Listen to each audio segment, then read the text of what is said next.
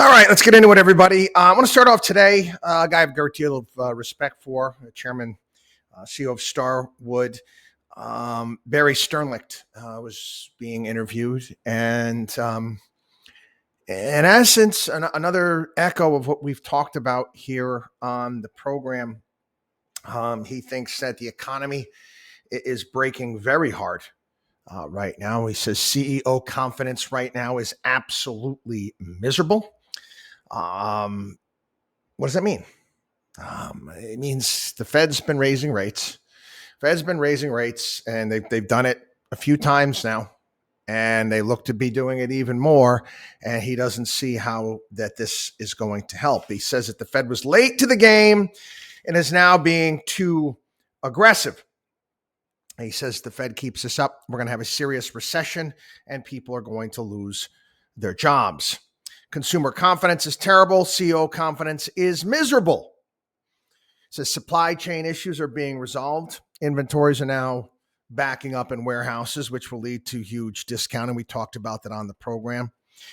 He talks about the CPI data. He says it's old data. He says you got to start calling up companies like his. You call Dan McMillan over at Walmart and ask them what's going on. And I would agree. I would trust information from major companies rather than government data. That's just me. But this is an echo. Raising rates is not going to solve the problem of inflation. Raising rates is not going to lower your electricity costs. It's not going to lower your natural gas costs. It's not going to lower your gasoline costs. It's not going to, I'm telling you, it's not going to make the prices of cars come down. At least not that quickly. It's going to take some time. That's the reality of the situation, people. The Fed can't do it. You want to tank the economy? You really want to raise rates to where they need to be? Have at it. You also will destroy our country's budget. Again, all we do is raise the debt ceiling again and again and again and again and again. That's where we're at as far as this country's over 100% debt to GDP ratio. Can't do what Volcker did simply because Volcker had a different scenario. The terrain was different. I talk about that all the time on the program, and it's very, very important. Understanding the reality of what is around you at this point in time. You get all these wizards of smart, all the chattering classes out there. Volcker. This is what he did. This is what this one did. Why can't we do this? The situation is not the same. It's not. When you have the amount of debt that our country's taken on, and we have to constantly roll over our debt, and you see those interest rates going up, ouch. Talking about interest rates, mortgage rates are at a level that we haven't seen since 2008. 2008. Let's go back to what was going on in 2008. Mortgage rates are now above 6%. I can't even believe what I'm paying for mine from a couple of years ago. It's extraordinary. 6%. Okay. Like I said, my first mortgage on my house was well above 7%. It's not the end of the world. Things are going to have to, they're going to have to adjust. There's no doubt about that. Like I said, it's going to take some time. One of the things that I've noticed, talking about this yesterday with some people that are in the industry, and also from what we see, the people that are retiring now, the ones that are saying, all right, that's it, I'm out, I'm moving to Florida, I'm moving to Tennessee, I'm moving to Las Vegas, Phoenix, Texas, wherever it may be, Georgia, North Carolina, all of those spots where people like to go to. They're selling their home and they're pretty flush. They're pretty darn flush. And because of that, and this is why reason why I think housing prices in certain markets that I think are way overvalued and they're still going to come down. It's just going to take a longer period of time. Is that, they're saying, okay, mortgage rate at 6%, I'll just pay cash. I sold my house up north. I've got the money. I'll pay cash for the house rather than take out a loan. Now, again, when you have, mortgage rates at, 2.3, 2.4, I mean, ridiculously low rates, you take out a loan, you borrow money at those rates because it's just awesome. But a lot of people are having to go out because of the mortgage rates are higher, and it's keeping a lot of the prices inflated in many of these areas around the country where people who like to retire or want to make a change are moving to.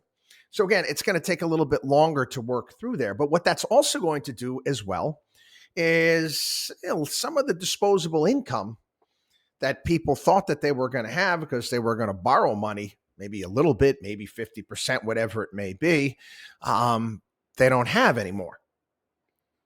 So that's going to, in my opinion, is going to hit the economy to some degree as well. And oftentimes I talk about this. You don't want to be house poor. You want to be able to enjoy your life. Again, we're going to continue to watch this.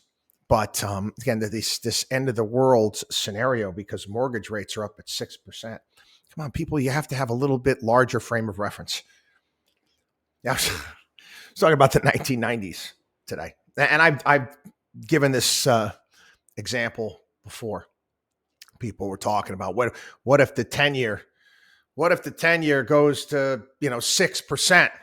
Oh my God. Well, first, I honestly don't see that happening. I really don't, simply because of what our nation and our debt situation. It would be absolutely budget busting. But from a financial planning point of view, preparation point of view, I remember when you could get 6% on a 10-year. It made my job a hell of a lot easier. And the idea that markets can't do well in higher rate environments, how could that be? They didn't do well during the 1980s, 1990s. They killed it. That market almost went up in a straight line for 20 years. And rates were much, much higher than they were now. Yeah, listen, you retire, you save yourself some money, $1 million gets you what back then? What'd you get you? Yeah, you get you, $60,000 a year tax free. Not bad, right? Not bad. For a while now, you weren't even, barely getting $10,000 a year tax free, risk free. Definitely presents a different scenario, but does that mean that high quality stocks are going to fare poorly? No. I just, there's going to see some changes in where money is going to go. It's going to be much more difficult on the speculative side, but again, we've seen that wash out over the course of this year. I had a feeling that this was going. I'm just saying, I had a feeling it was going to be averted. I was playing this in my mind. I'm saying to myself, at some point in time, the administration was going to have to, make an offer that the railroad unions and the railroads couldn't refuse. At some point in time, you couldn't have a rail strike and screw up supply chains to an even greater degree and drive prices even higher. I knew that they would end up coming up with something. And even for the, you basically present it to the union. You're going to be blamed for higher prices. You can spin it all you want, talking about, well, CO made this amount of money, we're only making this amount. You're gonna tick people off, and you're not going to get people on your side. And that's why I knew that they would eventually come up with something. I was asked yesterday. I got a call late in the afternoon, and kind of just heard about this story. I was invited to be on a San Francisco radio station to talk about this, the California Attorney General suing Amazon. Basically, they're alleging antitrust violations. Let me try to break this down, make it as simple as possible. What they're saying is Amazon is making it more difficult on some of its third-party retailers on their site if those retailers are selling product on other retail sites at a lower price. It costs more to have your stuff sold on Amazon. Now, again, I'm play devil's advocate right here when it comes to the Attorney General in California. If you have two pieces of commercial real estate and one piece of commercial, same size, one piece of commercial real estate is in a hopping area, tons of traffic, let's say Lincoln Road in Miami. I don't know. Hopping Road there, or Fifth Avenue in Manhattan, doesn't matter. The other piece of real estate is in a worse neighborhood, not as much traffic, crime issues, whatever it may be. Are you able to charge more rent for the identical piece of property, same square footage, in a better area? Of course. Amazon, they charge more because, again, you're in a high-end mall, if you want to think about it. So I get that. But, they're saying that they're penalizing merchants for offering products at lower prices on competing sites. Again, I'm going to have to get more information. There was a very similar case, if not almost identical case, that was brought against Amazon by Attorney General for District of Columbia, and it was thrown out of court. California is not Washington, D.C., but close. We'll see. We'll see when it comes to, consumer protections and where they're going to go with this. You'll probably end up getting some sort of settlement. This is, you're getting right now, FTC, Lena Khan. I know that's the federal side, but it's the mentality of a lot of people. It's just to go after. And, Lena Khan wrote that piece when she was in college, like her term paper, it's anti-Amazon term paper that she wrote, which actually elevated her to the position that she has today. Anyway, we shall see. Netflix estimates that their ad-supported tier will reach 40 million viewers by late 2023. Yeah, they're cracking jokes about this now. It's like with all of the streaming services that you have to get, it's almost like we're back where we were with cable. And they're not far off. They're not. However, I mean, I spend premium. I don't want to watch commercials.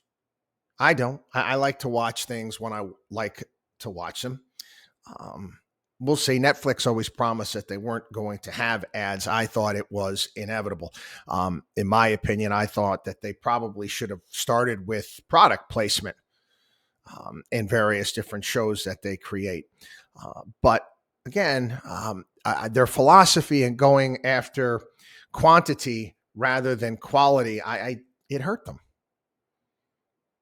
It hurt them. And again, we've discussed this for a lengthy period of time. And while we've discussed it, the stock went much higher and then proceeded to crash like we knew it would. Again, there's certain things that if you actually look for them, they're kind of inevitable. They're not black swan events. You actually think them through. The valuation's absolutely absurd. This is not sustainable. They're presenting this information to various different ad buyers out there. We shall see. Again, I don't know. I don't even know what they're planning on charging for the ad supported tier. Quick shift to the political. Lindsey Graham, and as you all know, I'm not a fan of this guy at all. I'm not. If I lived in South Carolina, I wouldn't vote for him. I wouldn't. And again, if it was between Lindsey Graham and obviously some far leftist, I wouldn't vote for. I couldn't bring myself to do it. I don't even believe at this point in time that the guy is an actual Republican / conservative in the first place. The sheer idiocy of what he did this past week politically, it boggles the mind. Now, again, I'm not going to argue abortion here on the podcast. I'm not. That's besides the point. It's besides the point. On Tuesday, when the inflation numbers came in hot, the Biden administration has been patting itself on the back over the past month. Everything that they said was false. The Biden administration's holding a party, this Inflation Reduction Act party, that very night at the White House. Stock market goes down Dow goes down over 1,000 points. You decide to introduce this abortion legislation where nationally would prohibit abortions past 15 weeks. And there's some exceptions to that. Now, again, that might be something that you want to put forward. And again, you want to debate the merits of that legislation. I'm not going to do that there. But why would you do it on Tuesday? In essence, what Lindsey Graham did is he gave the donkeys an out. He changed the focus of the conversation from what happened in the markets that day, the inflation numbers, Biden's stupid party, to his piece of legislation. Dumb and dumber. I don't, it's hard for me to get my arms around this. On the other hand, this is kind of funny. Ron DeSantis sending planes of illegal immigrants to Martha's Vineyard. That's right. Martha's Vineyard's a sanctuary island, I guess. I think Massachusetts sanctuary state. I think that this is brilliant. If I was the governor of Florida, Texas, any of these places where you're getting all of the illegals coming in, all of these cities like to claim that they're sanctuary cities, send them there. I would keep it going. Listen, train strike averted. Put them on trains. Fill up an Amtrak train. Get them out. I mean, you're saying you guys can handle it. You're going to be a sanctuary city. We're not going to enforce the laws on the border. Have at it. Anyway, short and sweet today, people. No, a bunch of interviews I've got to do today as well. WatchDogOnWallStreet.com is our site. WatchDogOnWallStreet.com. We'll see you.